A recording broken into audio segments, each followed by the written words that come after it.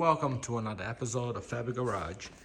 I know last episode wasn't super long, but I'm trying to keep the episodes around 15 to 20 minutes.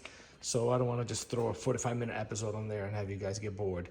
So we were supposed to start fabricating the bracket for the slave cylinder, and I didn't have time last week to do it. So we're gonna do it now. You're gonna need a piece of angle iron. I chose 1/4 inch thick because I want it to be extra beefy. You want to cut a piece of angle iron. This is obviously if you are making your own. 3.5 inches long. I already measured on the side of the transmission. Perfect size. You're gonna put it like this. You're gonna just cut this area off because the transmission actually has a, let me see if I can focus here. See this step here? You're gonna mount that bracket up here, and you don't want the bracket to be null level. So because there's this step here, you're gonna cut that. No, put that on there just so you can see, because you might not understand what I'm talking about. So you see that? That's gonna go like that. And you can even cut a little more. I'll probably end up cutting a little more, but mine is just there. So that's what you want. So 3.5 inches long. I chose 1/4 inch. I would advise to go 1/4 inch too, just to make sure nothing's gonna flex. Now I'm gonna drill 2 holes here. It doesn't matter where, because this is the side that's gonna go to the actual transmission. Then after I drill the holes here, I'm gonna put this on the transmission. I'm gonna take a Sharpie. I'm gonna put this where I want it. I'm gonna outline the holes. When I take this off, I should have 2 circles on the transmission. That's where I'm gonna drill the transmission with a vacuum attached, because I should have really done this when the bell housing was off, but I have plenty of room to put the bolt and a nut there. I'm just concerned about some of the shavings falling in, so I'm gonna use grease on my drill bit, and I'm gonna have a vacuum attached, and I should be able to catch pretty much 99% of the shavings. So once that's mounted to the transmission, I'm gonna figure out where here this has to go. If it has to go up, down, in, out. Then again, same thing, mark the holes. I will bolt this from the transmission. Most likely on this, most likely weld 2 nuts here. That way I don't have to be fighting with bolts and nuts to bolt this thing. I can just put a bolt with a lock washer, and the nut is already gonna be welded. So it will be extremely easy to pull this out in the future if it fails or whatever. Not that the bolt and the nut is hard to remove, but it's always nice having a welded nut, so you don't have to have 2 branches or anything like that. So yeah, let me get marking this, drilling, and then I'll show you guys what the update is. Okay, so before I actually bolt the bracket to the transmission, you want to make sure you make your new pin. And this is for the people that, if you're following this and you have not bought the kit, you're making your own, you're gonna have to make a new pin. This is the Miata pin. I don't think this is long enough. So the one you get with the Monster Miata kit, this is about this long. Let me see if I can measure it out with one hand. So you want it to be about 4 inches. So, and 4 inches is with this pretty much, let me see if I can show you, almost flush, because I still have adjustments. So this is good that you make it into a threaded rod, because you can actually adjust it. So if this is too long, all you gotta do is thread this down, and you can go down as far as you want. So you can basically have an adjustable slave, which is kind of cool. As the Miata one, you can't.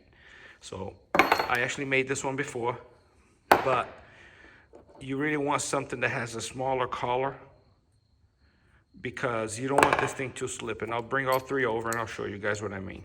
So let's go over to the transmission. So the stock clutch fork has 2 holes. Let me see if I can focus. they say you want to use the bigger one because the other one, it'll be too much on an angle. So the Miata one actually stays on that one, but it's pretty close, and it might go through if you push it with enough force. So that's out of the picture. So then I made this one. Again, adjustable, right? I mean, focus, and that will go there. And basically you wanted this thing to snap in and you not be able to basically come out of the socket, but there is a chance that this might just slide out. So this is why I made another one, and I went with this, because once that goes in there, now see how much it went through on the other side? Now it's definitely not, this will have to go back about 1/4 of an inch before it can actually slip out, and that would never happen. So, and this actually has, it's rounded. Let me see if I can show you.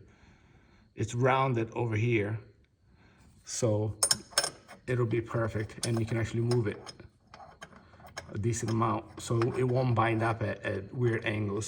So the other side of it, I brought it to the belt sander and I made it into a nice and smooth point. So when you look inside your slave, you see how it's basically a point. So you want to make sure you put this in here, and you can move it around and spin it without having any kind of resistance, pretty much. So once you do that, you're pretty much all set. You can put the boot on, put this on, and now you have an adjustable slave.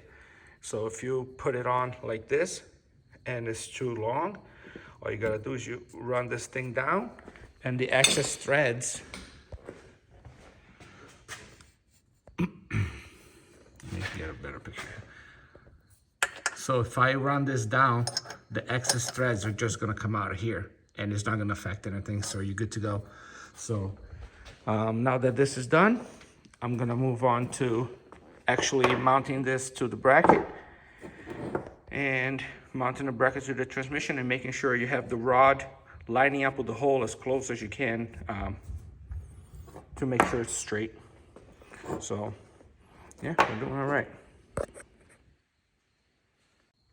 So another thing I decided to do was I found a nut that fits on this rod that I made. So I can put this on. Let me see here, I only have one hand, guys, bear with me. So I can put this on here, and once I put it where I want it in my adjustment, I can use this as a lock nut. So that'll be locked, because I guess there is a chance that this thing will, vibration could cause this thing to come undone, and then the rod will just fall out.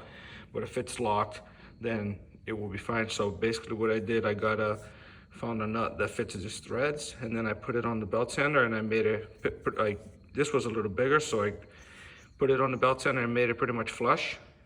So that way when it's tight, it's pretty much flush, and that'll stay at the adjustment that I set. So this should be pretty good.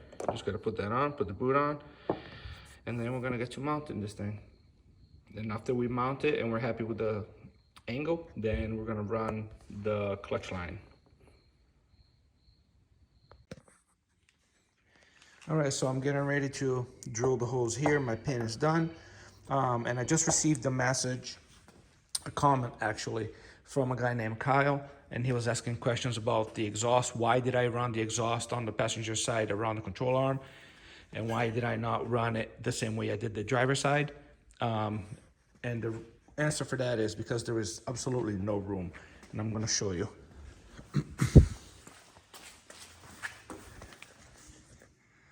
So Monster Miata, when you send them your subframe and they modify it for you, they don't cut as much off this side because they know they're gonna run the exhaust around the control arm. So mine, I opened it up as much as I could to have room. Now, if you look at the starter side, I mean, you have no room. Even if you were to make a 90 there and come right behind the starter, it would be very tight because the motor mount's right there. If you had very small pipe, maybe like 2-inch pipe, maybe, but it would still be a lot more of a hassle than coming out of the side like this and going back. So yeah, I just wanted to show you the footage because sometimes the way I make the video, you might not know how much clearance I actually have. And you can see here, there's absolutely no room on this side. So the only way is to run it out the side like this. So there's your answer. If you have any more questions, feel free to ask. But I appreciate you guys asking questions, and hopefully I can answer all of them. So we're gonna keep going on the bracket. I'm gonna hold this up where I want it. I'm gonna make 2 marks here, doesn't matter where, and then I'm gonna drill this out. I also did cut a little more here, as I told you guys I was gonna do. So you're gonna have to grind that numbering off of the bell housing just to make sure this sits flat. But you basically want that to be, you know, pretty level on the top there. You don't want it to be down here or sticking up. You want it to be right about there. And as you can see on this side, if I hold it level, that's how much room I have. So I'm not near that bump, that step. So I'm gonna grind these ladders off, and then I'm gonna put this there, hold it where I want it, and then I'm gonna mark 2 holes. And this here, all I did was loosen up the clamp, because this was about here. Loosen up the clamp and move it to the side so I can work here. If I do need to take it off to put the bolts and nuts, I'll just loosen up the clamp and take off this pipe. But for now, I can actually just move it out of the way like this, and I have all this room to work with. So I don't really have to remove it. Save a little tiny bit of time, but let's keep going. Okay, so I gotta grind those that part number off of there because it sticks up pretty high and the bracket won't sit flush. So I have just a regular angle grinder. I have one of those 2-inch sandpaper discs, and that'll grind that flat. You wouldn't even know it was there. You can pick one of these up at Harbor Freight. They're like $12. It was wicked cheap. So I'm gonna get to grinding this and then laying the bracket there. All right, as you can see, part number is ground. That is nice and level. So now I can hold that up, put it where I want it, drill some holes. Okay, so we have the bracket fabbed up. I marked it, drilled it. I already bolted the slave to it. Now keep in mind, I am gonna weld these nuts to the bracket. So that way, all I have to do is take out the bolts. And I don't have to be fighting with nuts and stuff when I go, if I ever need to change this. I already drilled the holes here, and I already drilled the holes on the transmission. So I was gonna put the nut on the inside, but I figured if I put the bolt from inside and put the nut outside, for 2 reasons. One, if the nut does come loose, the nut won't fall in there. I know there is a chance that this bolt could fall in there, but, and the second reason is, if I have a nut there and a bolt, the bolt's gonna probably go past the nut and it'll give me less clearance. So by having the bolt facing this way, all I have is the head there. Let me see if I can focus. So all I have is the head there, which is not gonna be in the way of anything, but if I had it the opposite way, there is a chance that this bolt can go past the nut and keep going, and probably stick out, you know, far enough. So I decided to do it this way. So that's done. Now I just have to bolt the bracket and see how my alignment is, the push pin, if that's aligned pretty good or not. So we'll do that next. All right, guys, the slave is in. So I drilled the 2 holes there. I haven't welded this yet because I forgot that I have this stainless wire, so I'm actually gonna leave it like this. And when I finish the exhaust, then I'll come back and I'll weld the nut on the top and on the bottom. I don't know how the stainless is gonna stick to this. I saw it on the exhaust, it didn't go as great as I wanted, so I'm just gonna wait and change the wire back to mild steel, then I'll tack these 2 in. But as of now, this is mounted. Alignment's pretty good. So you can see there's pretty standard. This bolt has nowhere to go. So the cool thing, like I said, about making it adjustable is once I bleed this, depending where the fork is, I can adjust this in or out to make sure it's gonna engage and disengage. The bleeder screw is nice and easy to get to. So the next step is gonna be take this down again, throw a coat of primer and paint, put this back up, and this is pretty much done. I can basically put my exhaust back up, tighten the clamp, and keep building my exhaust. But I'm probably am gonna run a new line to the slave before I go on to the exhaust. So as you can see here, I have brake line. So I'll show you what I did on the rear. So as you guys can see, my brakes are completely put together. Brand new calipers, brand new brake hose, brand new brake lines. If you're gonna have this apart and this is such a big project, just replace everything. Unless your hose is in really good shape, just replace it. It's so cheap. Your calipers the same way. These are known for season up. If they don't go in nice and easy, just replace them. They're cheap enough. So I still have to hook up the parking brake, but both sides, caliper, pads, hoses, and then brake lines. I made all new brake lines from scratch. This is a nickel alloy, so it won't rust. Well, it will last a lot longer than regular steel lines. So the upper line, I ran it where the factory was. It has the clips that holds it and goes to the other hose. And then the actual line that goes to the front, it used to go from here and then jump over to behind where the fuel filter is, and then run down on this side of the rail here.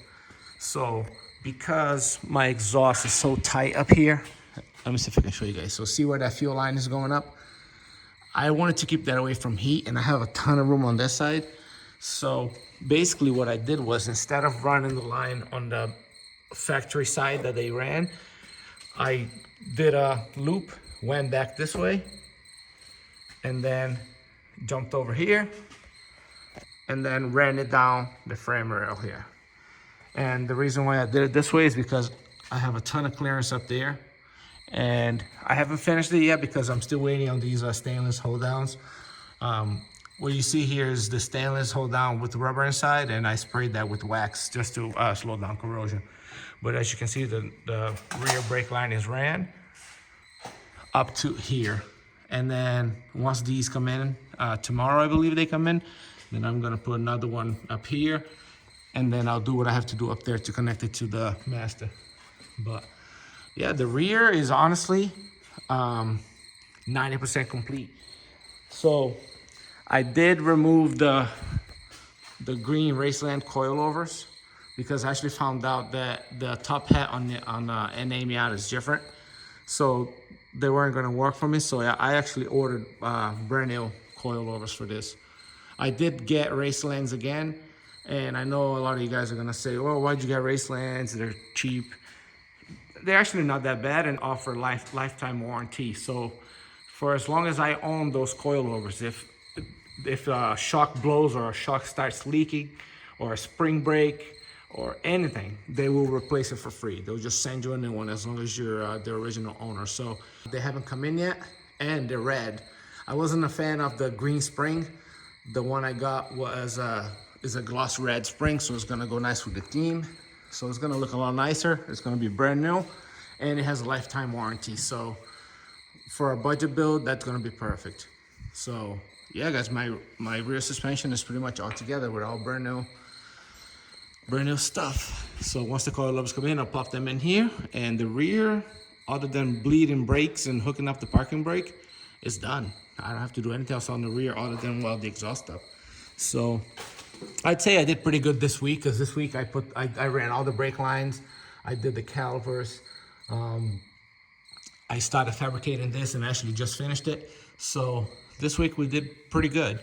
Again, I'm waiting on parts. It's hard to do things when you don't have the parts, but yeah, we're doing all right. So this is pretty much done. As soon as these little hold downs come in, I'm gonna run a clutch line and finish running the brake line. I am gonna probably remake all new brake lines front also. So, and I'm not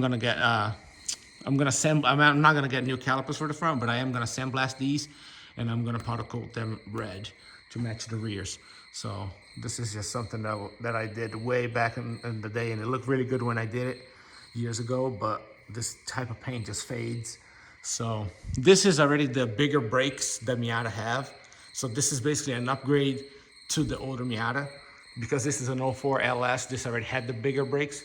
So this would be okay for now until later on if I decide to throw Willwood calipers or big brake calipers in there. But for now, let's get this thing going and moving on to tone power. So this is getting pretty close. I mean, as long as I finish the clutch and then really just hook up the fuel system and I can basically start and put this thing in gear and drive it out of the shop, really.